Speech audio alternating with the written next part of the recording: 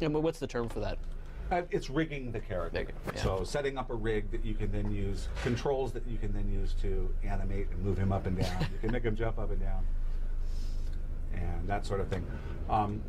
Once we have the bones set up, we need to actually attach the mesh to the bones. So we're telling the mesh which bones to follow, and we do that with a process that we call skin weighting. So let me show you a little example of that.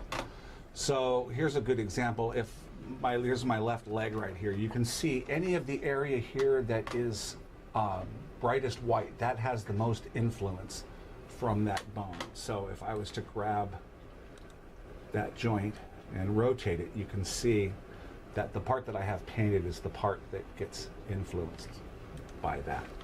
And the same with all of the other things. So we actually have to go through and pick each bone one at a time and go in and paint the influence for the mesh to follow.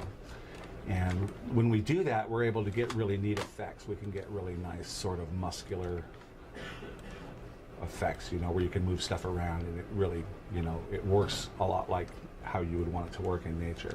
All right, so then once we've bound the character to the skeleton, we usually put it through some motions to make sure that our rig is all set up correctly and that sort of thing. So right here I've got the flinch for the deer, but what I like to do is I like to sometimes pop up.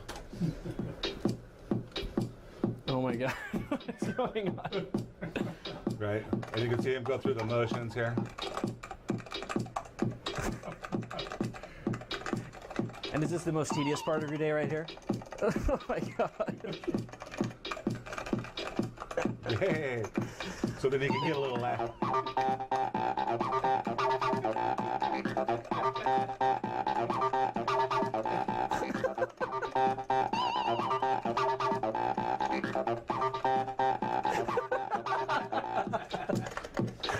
So that's what we want to test the character and make sure that it's all working correctly. I like it.